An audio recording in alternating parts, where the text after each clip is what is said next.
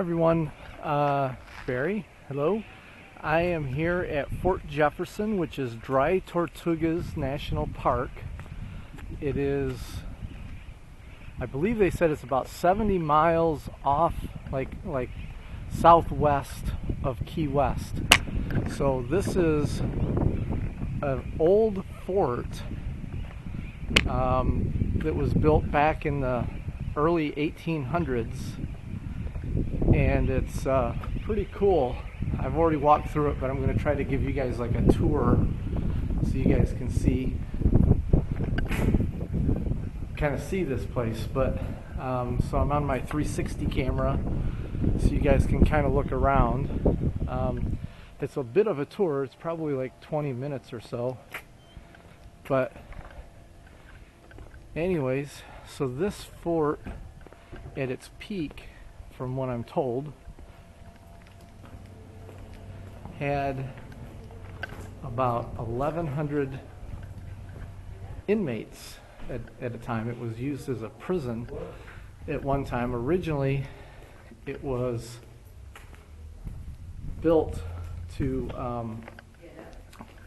stop traders from coming into the Gulf of Mexico. It was a way that they could control trade, I guess, is what I was told on the way out here. Now this is cool over here. So they used to have guns, cannons on these, and you can see where down here how they used to roll these from side to side if they needed to blast their cannons. I thought that was kind of cool.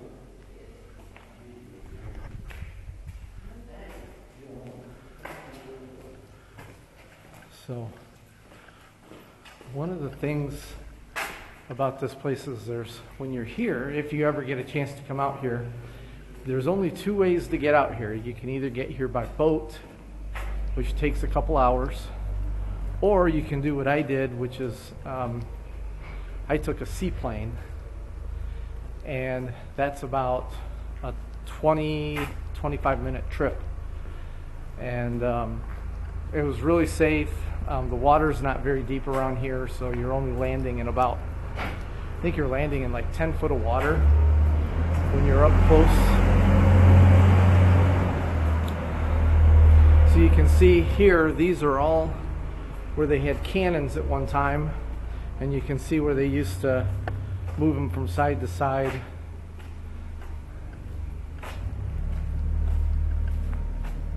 But anyways, so I took the seaplane.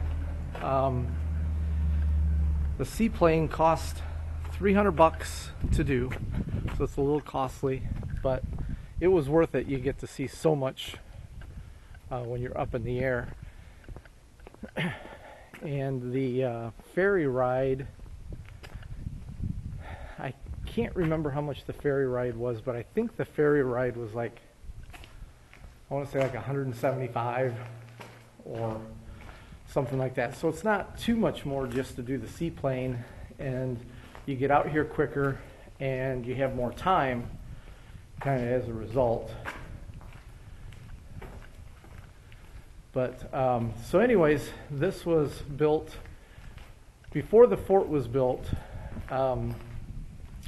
offshore further, which I'm not sure where it was at, but there was a separate little like key or an island that had just a lighthouse on it, and that would warn people when they were. It would warn people because of the shallowness of the water. And on the way in, you could even see where there was like, I guess it was an old plane from, I think it was like an old Spanish, or not a plane, an old Spanish boat, and it was sunk, and you could still see the mast up above the water, which was really cool.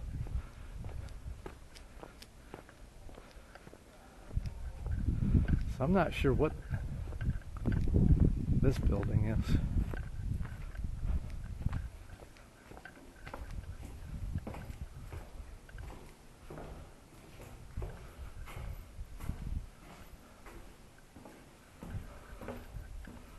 Oh, this is for gunpowder. This was for gunpowder. That's kind of interesting.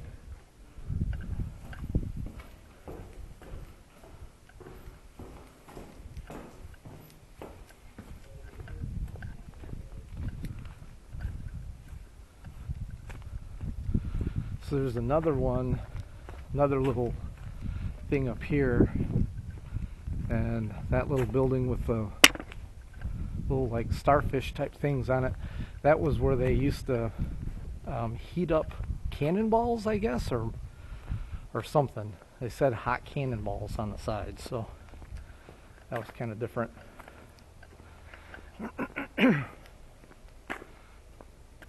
But so anyways, this was built as I said earlier, a way that they could control trade coming into the Gulf of Mexico. And then after that, during the Civil War, they housed about 1,100 prisoners out here.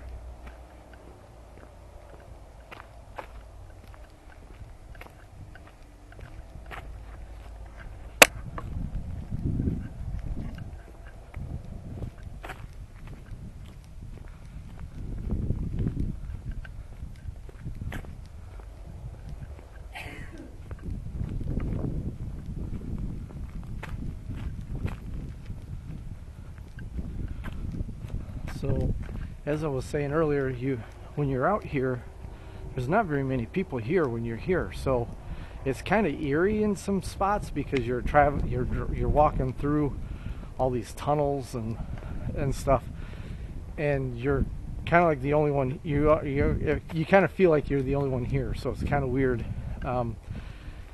It's a national park. I think they said it was declared a national park in 1992.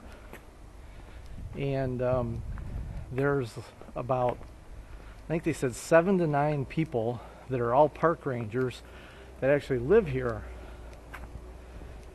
And they have food delivered once a week, including pizza. What the plane driver the pilot said. So we're going to go up one of the stairways to get up to the second level. And so one of the things that they were saying is that after the Civil War was over, that they did have a few prisoners after that, one of which was Dr. Mudd, is what they said his name was. I think this whole tunnel thing is pretty cool. But one of which is Dr. Mudd, is what I was told. And Dr. Mudd was the doctor that set the leg of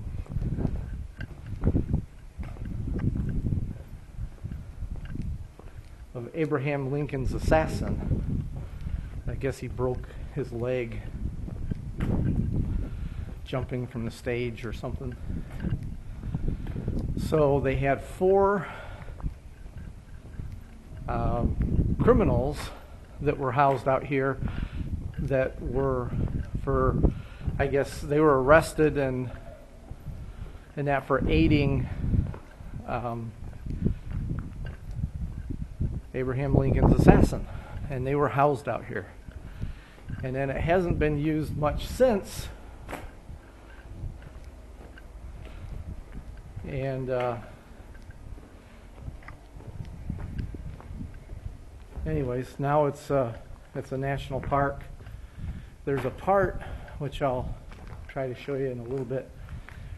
There's a part that is a bird sanctuary out here, and nobody's allowed to go out by it. There's only like you go out there and there's markers where you can't go any further or not supposed to go any further.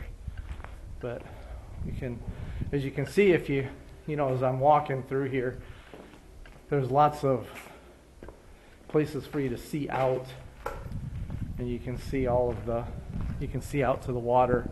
There's a moat that goes all the way around the fort, and there's even a beach, which I haven't gone to the beach yet, but they've made places for ships to dock and places for the seaplanes to drop off. It's kind of cool. When we got off the seaplane, there was a couple of, I think they're called man-of-war jellyfish that were right up by the shore, and we were told, whatever you do, don't touch them, because they're poisonous enough to where they could kill a person. So obviously I listened to that.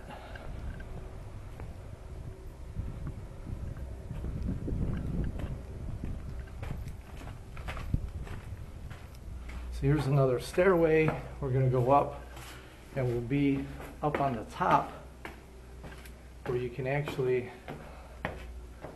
we'll actually be up on top of the fort itself. And this is some really cool views up here.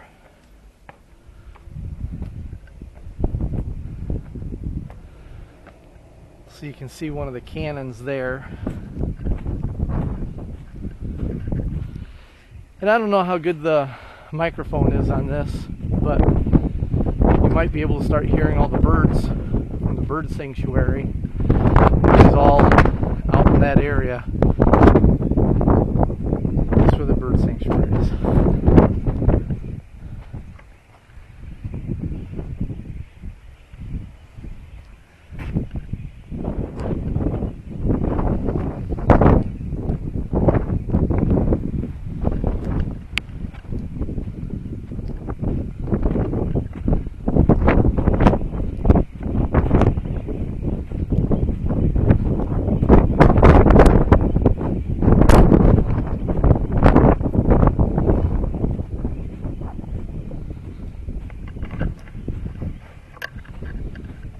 So you'll be able to see up here further, there's a lighthouse that was built up here, and it looks like they're doing some reconstruction, or rehabbing it.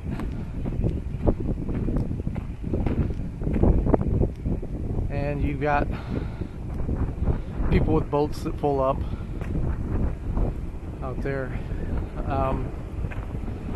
The admission to the park is only $10 once you're out here.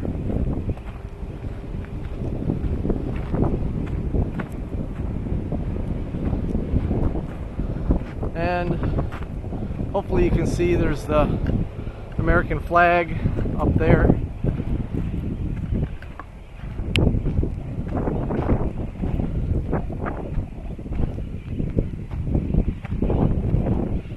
Cannon.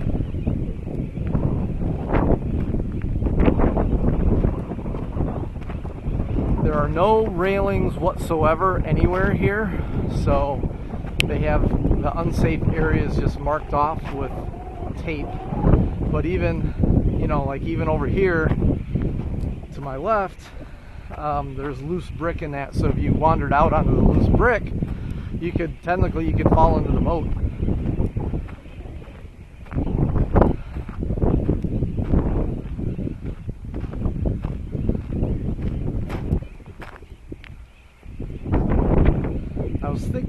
I thought I read earlier on one of the signs, it said that there's been some, like 200, maybe 200 seems low, but at least 200 shipwrecks all around the dry Tortugas here. 200 wrecks. Oh, this is where I saw it. 200 wrecks since 1500s. The government built a 70-foot lighthouse on Garden Key, which is what I was talking about earlier.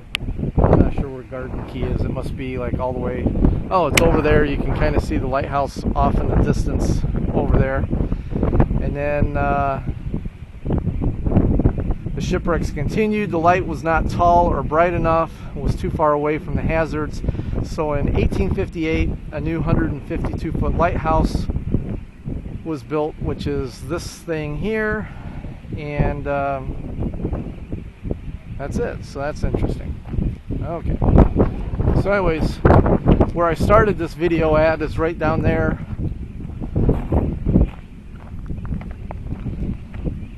You can kind of see that if you spin the video or whatever.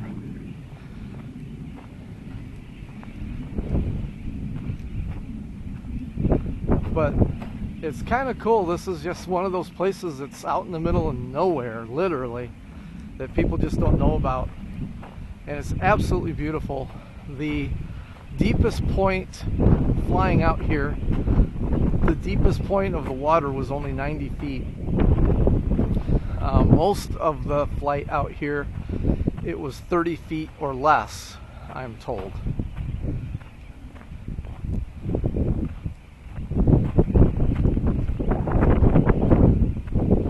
So, there you have it. We're going to stop right here at the American flag.